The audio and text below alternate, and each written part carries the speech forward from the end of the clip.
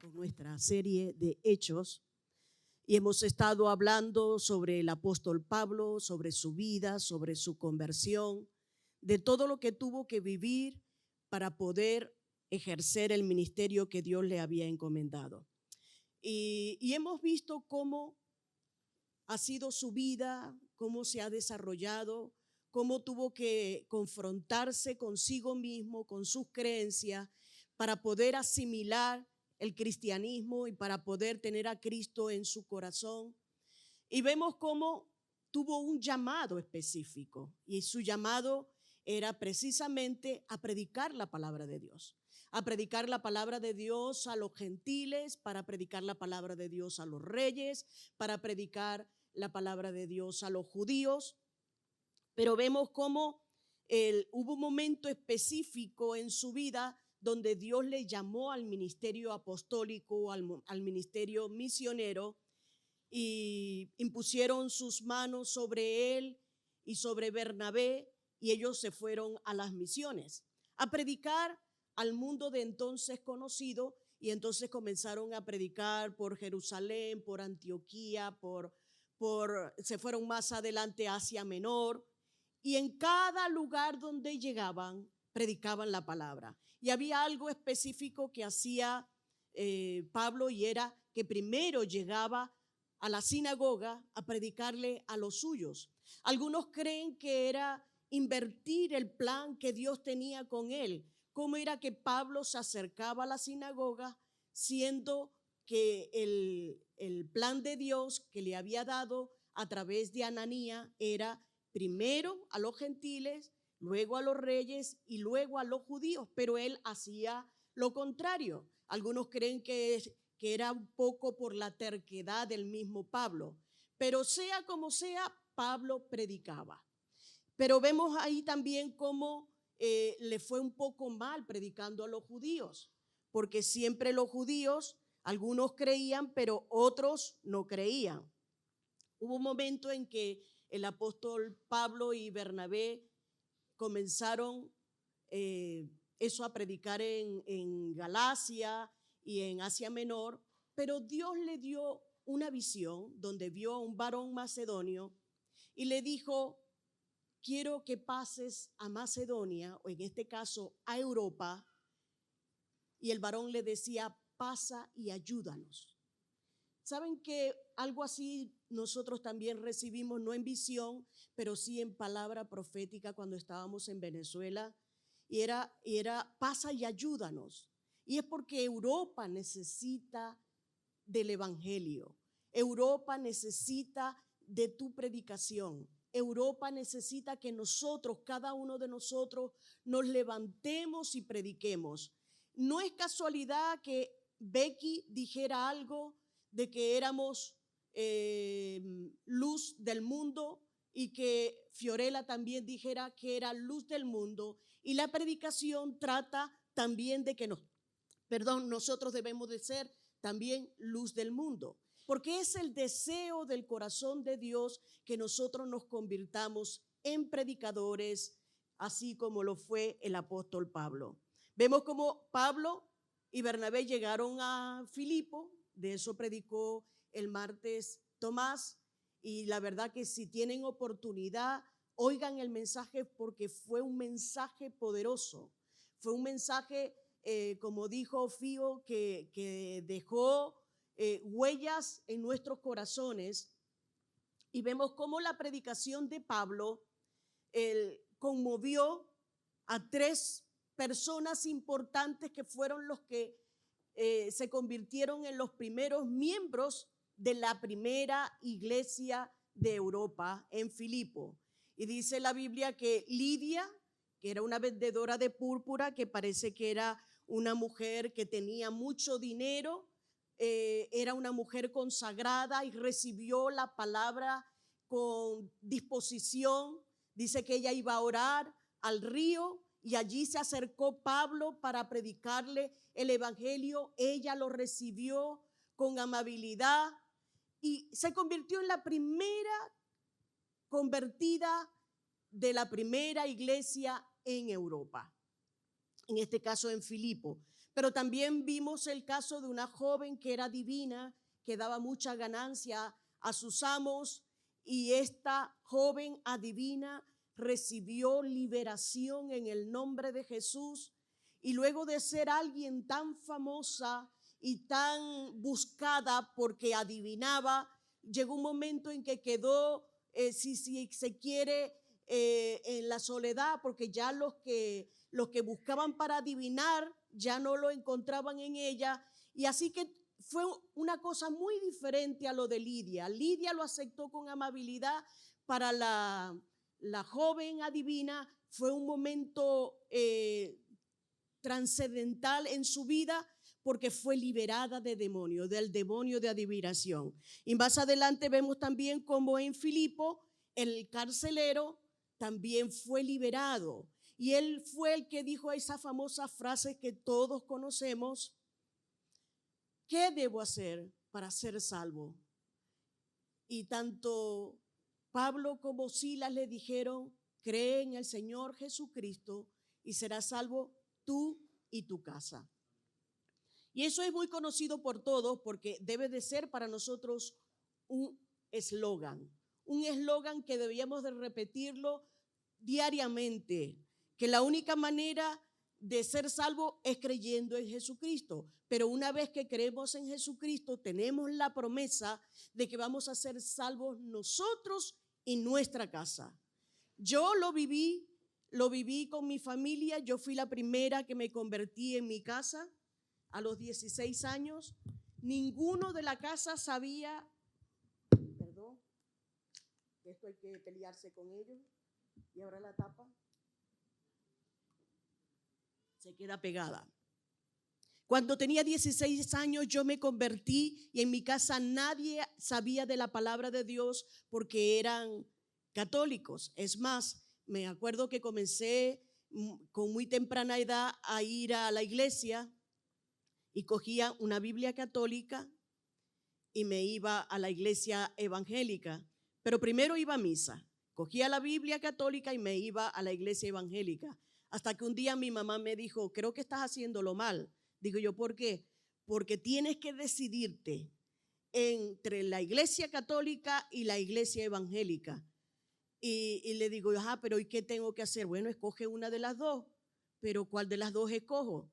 En ese entonces tenía 12 años. Me dice: escoge la que más te guste. Entonces ya fue indiscutible, no volví nunca más a la iglesia católica y me quedé en la evangélica. Pero a la edad de 16 años fue cuando Dios quebrantó mi corazón y mi vida, y me convertí realmente al Señor.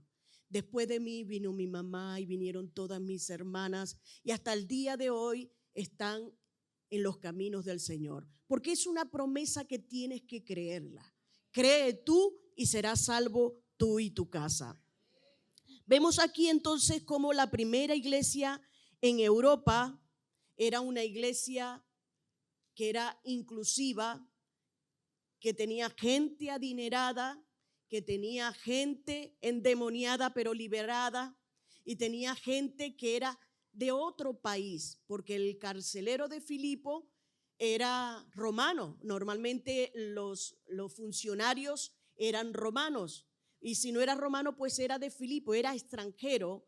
Y yo creo que esto es una similitud como lo es Nueva Vida. La iglesia Nueva Vida es una iglesia inclusiva. A todos les da la bienvenida, sean de donde sean, sean del color que sean de la posición social que tengan, sean estudiados o analfabetas, todos caben en la viña del Señor. Y la iglesia Nueva Vida es como la iglesia de Filipo. Y yo creo que la iglesia de Filipo se convirtió en una iglesia hermosa para Pablo. Y yo de verdad que muchas veces digo, esta iglesia es como la iglesia de Filipo, porque es una iglesia misionera. Luego esta iglesia fue creciendo hasta convertirse en la primera que ayudaba al desarrollo ministerial del apóstol Pablo. Y es lo que nosotros nos consideramos, ¿verdad? Nosotros siempre decimos que somos una iglesia misionera. Pero luego de estar allí en la cárcel, Pablo y Silas, cuando hubo aquel terremoto que los presos salieron libres y que el carcelero quiso suicidarse, dicen que vinieron los magistrados y ya no quisieron tenerlos allí en Filipo y le dijeron: vete, váyanse de ahí, de aquí de Filipo, que no les queremos ver. Y llegaron al capítulo 17, vamos a leer el capítulo Hechos 17, versículos del 1 al 4, dice: saliendo de allí de Filipo, pasando por Anfípolis y Apolonia, llegaron a Tesalónica, donde había una sinagoga de los judíos. Pablo, como acostumbraba, fue a ellos por 3 días de reposo. Discutió con ellos, declarando y exponiendo por medio de las Escrituras que era necesario que el Cristo padeciese y resucitase de los muertos, y que Jesús, a quien yo os anuncio, decía él, es el Cristo. Algunos de ellos creyeron y se juntaron con Pablo y con Sila, y de los griegos piadosos gran número, y mujeres nobles no pocas. Hay maneras de recibir a Cristo, pero también existen diferentes reacciones ante la verdad. Existen reacciones de cómo la gente percibe el evangelio, y en este capítulo 17 de Hechos vamos a ver 3 diferentes reacciones de 3 diferentes ciudades que reaccionaron de una manera particular cuando oyeron el mensaje de la verdad, cuando oyeron el mensaje de la predicación de Pablo. Y la primera la encontramos en Tesalónica. Dice que cuando llegó Pablo, llegó como siempre a una sinagoga y allí comenzó a explicar, comenzó a describir su mensaje, que era: Jesús ha muerto y ha resucitado, y nosotros tenemos que creer en él para poder ser salvos. Cuando dijo esto, comenzó una discusión entre algunos que creían y algunos que no creían, porque siempre la palabra de Dios, cuando se predica, tiene algún efecto, nunca se queda sin efecto. Así que cuando tú prediques la palabra, ten en cuenta que estás lanzando semillas que tal vez en el momento no germinan, pero la semilla va a germinar. Tu único propósito, tu única misión es sembrar esa semilla, porque las semillas tienen vida.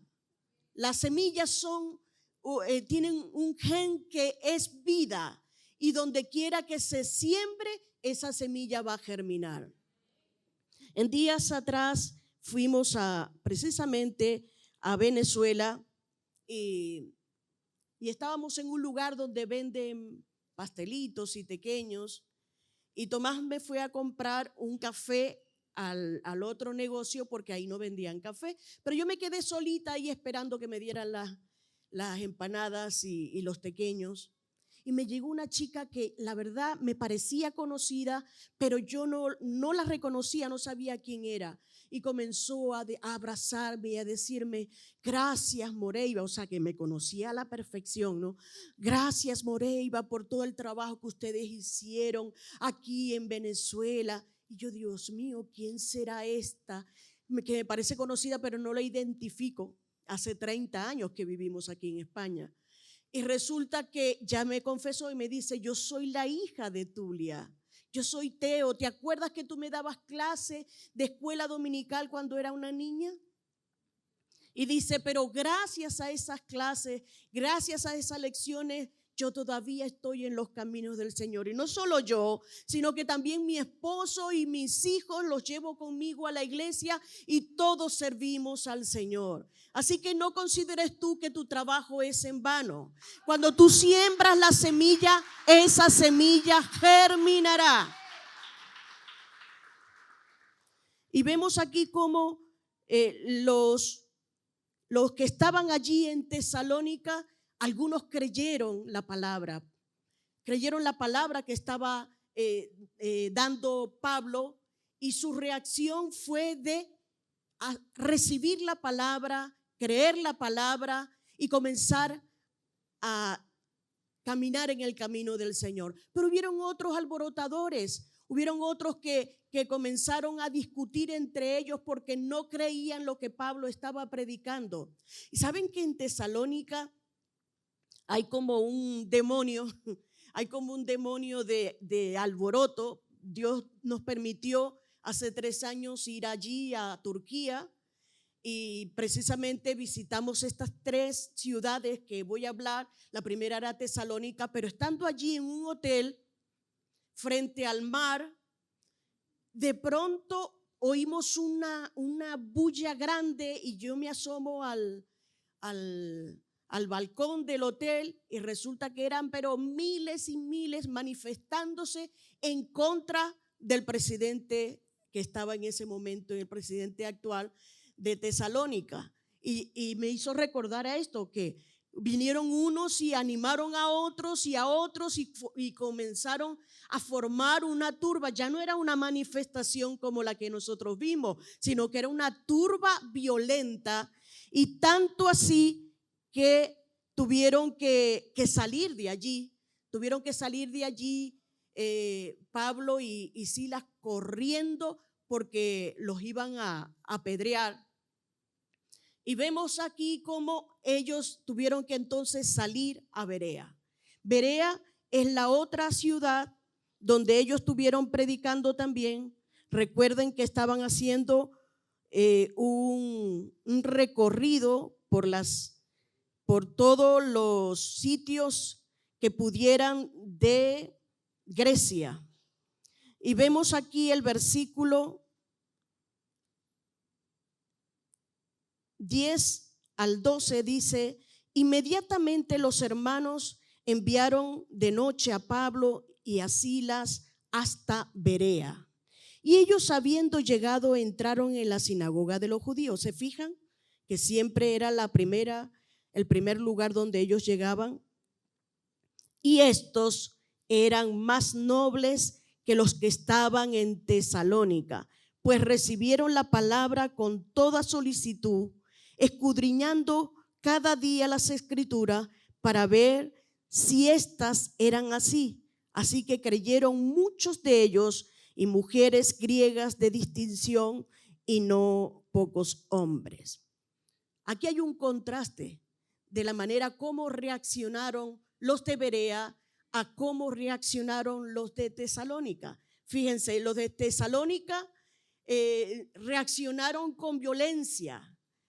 En cambio, aquí dice que ellos reaccionaron de 3 maneras, y me gusta eso porque yo creo que nosotros debemos de ser como los de Berea. Nosotros debemos de ser como los bereanos. Ellos primero recibieron la palabra de Dios. Di conmigo, recibieron. La segunda cosa que hicieron fue escudriñaron. Di conmigo, escudriñaron. Y la tercera, creyeron. Di conmigo, creyeron. ¿Saben que son 3 cosas que debemos de hacer nosotros al estudiar la palabra? Últimamente la gente está poniendo más cuidado a los pastores que predican y que son famosos por las redes, y lo que dicen esos predicadores es santa ley. O sea, no, me fijo que no hacen contraste con las escrituras y no miran que si lo que está diciendo es verdad o no es verdad. Y estamos viviendo tiempos peligrosos. En días atrás estábamos en un congreso, específicamente hace un año más o menos, estábamos en un congreso para pastores, pero era online. Y el que iba a predicar era una eminencia entre los predicadores. Y estábamos nosotros a la expectativa de lo que iba a decir. Y comenzó a hablar y hablar y hablar y hablar y hablar. Y yo decía, media hora hablando y no ha mencionado ni un solo versículo. Ya me estaba dando a mí grima. Y pues al final, como para tener una base bíblica, dio un versículo. Y a mí me dio tristeza porque Muchas veces pasa en la actualidad de esa manera que nosotros como que creemos ciegamente a lo que dicen otros pastores. Y quiero retarte en el nombre de Jesús, quiero retarte a que tú mismo escudriñes la palabra que nosotros emitimos, la que nosotros damos, porque somos humanos y nos podemos equivocar.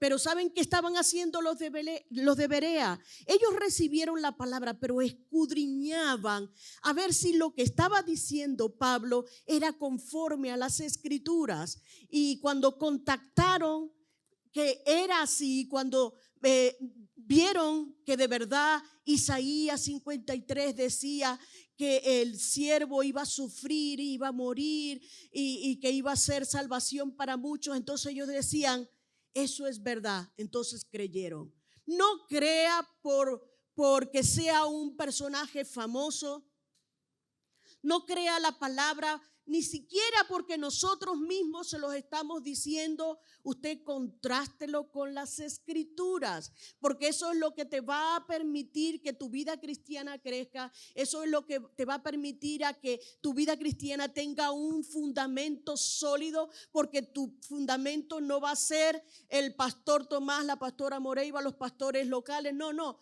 Tu fundamento va a ser la palabra de Dios. Y la palabra de Dios es inamovible, la palabra de Dios es eterna, la palabra de Dios es Jesús mismo. Tenemos que ser como los bereanos. Pero ¿saben que también luego de tener un grupo que aceptara, los de Tesalónica, no sé cómo hicieron, pero se dieron cuenta, se enteraron que los apóstoles habían ido a Berea? Y saben que hay 80 kilómetros entre Tesalónica y Berea. No sé cómo hicieron, porque en ese entonces no habían trenes, no habían autobuses, no habían aviones.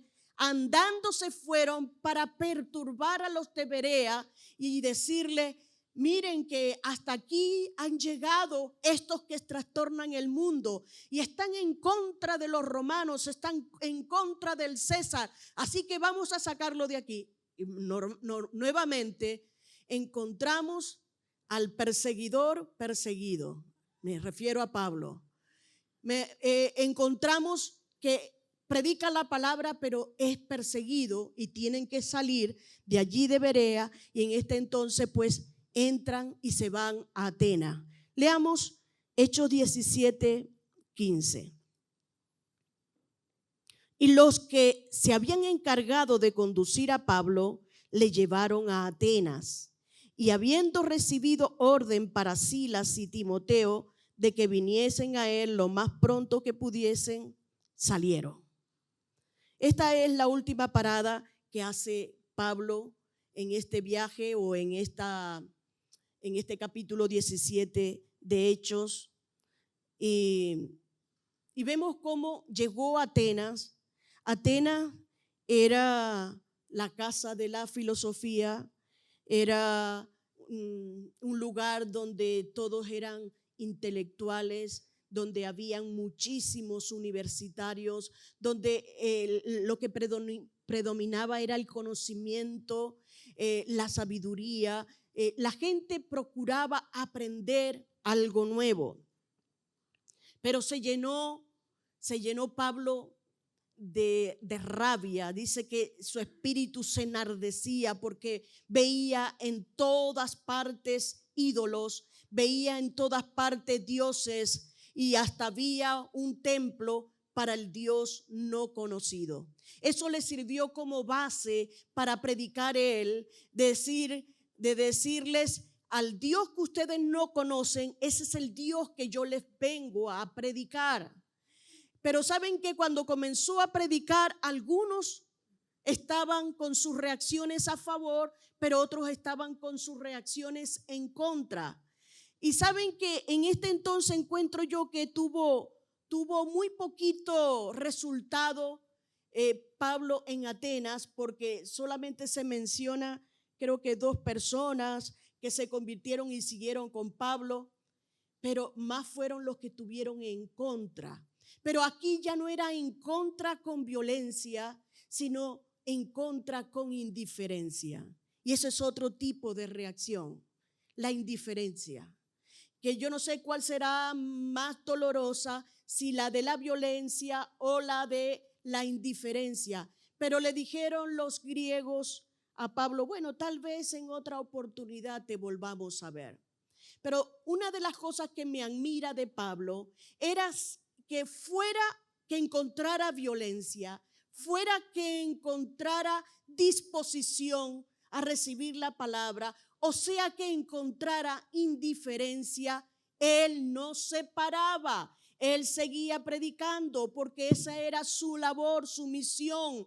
Él estaba encomendado para predicar y ser luz a las naciones. Y así que él no se paraba y seguía predicando. Pero me puse a pensar que Madrid es como Atenas. Madrid es como Atenas. Hay muchos idólatras. Porque si nosotros pensamos en que España y Madrid son muy religiosos, nada más encontrarnos con una Semana Santa, de ver cómo sacan a pasear los diferentes santos, las diferentes vírgenes, y son sus ídolos. Y yo creo que nosotros tenemos que enfrentarnos también a esa forma de ver la vida, de ver la religión, y no atacar los ídolos ni atacar a las personas, sino buscar lo espiritual. ¿Y saben en qué se concentraba Pablo? Se concentraba en discutir con los filósofos. Pero discutir, cuando dice discutía, no estaba hablando de pelear, sino que estaba hablando de una forma de hablar con preguntas y respuestas. Y dice que él conversaba con los epicúreos y que conversaba con los estoicos. Yo me puse a investigar un poco qué era la cultura, la filosofía que ellos predicaban. Y los epicúreos se centran en darle rienda suelta al placer. Eran los que decían, comamos y bebamos, que mañana moriremos. ¿No se parece un poco a cómo está nuestro país hoy en día? La gente no está por la labor de buscar iglesias y de buscar un sitio para conocer de Dios. No, la gente está viviendo la vida a su manera, tal cual como estos epicúreos allí en Atenas. Y los estoicos iban en pos de la felicidad, pero decían que ésta se podía alcanzar apartados de Dios. Dios no hacía falta para que ellos pudieran ser felices. Pero entonces allí cuando Pablo les habla y les dice en el versículo 30, el versículo 30 dice que predicándoles Pablo dijo, pero Dios, habiendo pasado por alto los tiempos de esta ignorancia, ahora manda a todos los hombres en todo lugar que se arrepientan. Y es ahí donde está el meollo de la predicación de Pablo. No importa si eres judío, no importa si eres griego, no importa si eres rico, si eres pobre, si eres idólatra, si eres epicúreo, si eres estoico. Lo que importa y el llamado que les estoy haciendo, decía Pablo, es que se arrepientan. Y hoy ese mismo mensaje sigue vigente. Hoy, Señor, sigue diciendo, no importa lo que estés haciendo, pero tienes que arrepentirte. Y saben que arrepentirse, me encontré con dos significados diferentes. En griego es metanoia, que significa cambiar de manera de pensar. Porque si cambia tu manera de pensar, cambia tu manera de vivir. Pero en el hebreo es chuv, que significa cambiar de rumbo. Tú ibas a un camino peligroso donde podías morir, te das cuenta que estás yendo por ese camino de muerte, das media vuelta y te devuelves para caminar con Dios. Hoy el Señor te está diciendo en esta mañana, tienes que arrepentirte. Y yo creo que no es un mensaje solo para los que no conocen de Dios, sino también para cada uno de nosotros. Nosotros necesitamos cambiar nuestra manera de pensar, porque tenemos maneras de pensar negativas que nos inducen a pecado. En estos días estaba orando por una chica y resulta que, orando por ella, sentí del Señor orar para que no tuviera pensamientos negativos, y luego pidió hablar conmigo. Estábamos en otra iglesia y dice: pastora, usted oró para que no tuviera pensamientos negativos. Y saben que últimamente el diablo, está diciéndome cosas feas.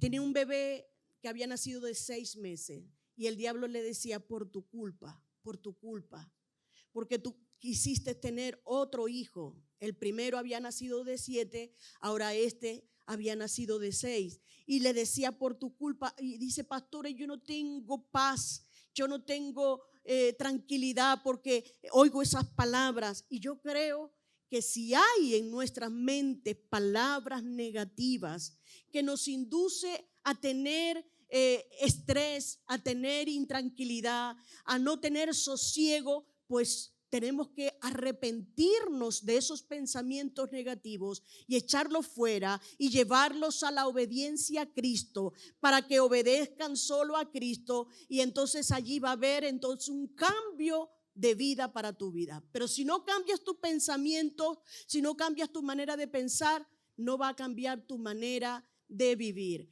Y creo que Dios hoy nos está diciendo el mismo mensaje que le dijo a los de Atenas: arrepiéntanse. Saben que te pregunto hoy, ¿cuál va a ser tu reacción ante el mensaje de la palabra?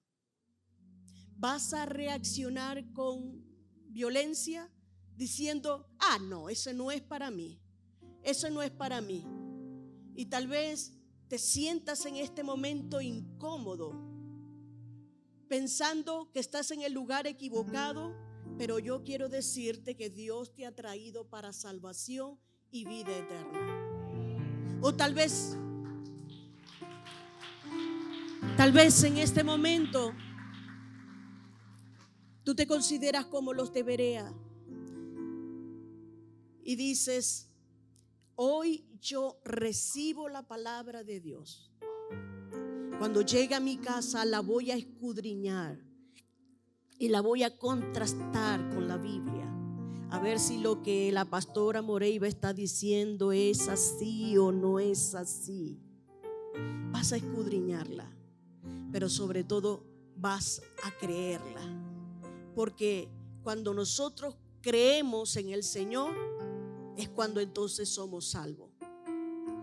Dios quiere que no calles de predicar la palabra. Primero recibirla para ti, pero también no calles de anunciar el evangelio, de contar tu testimonio.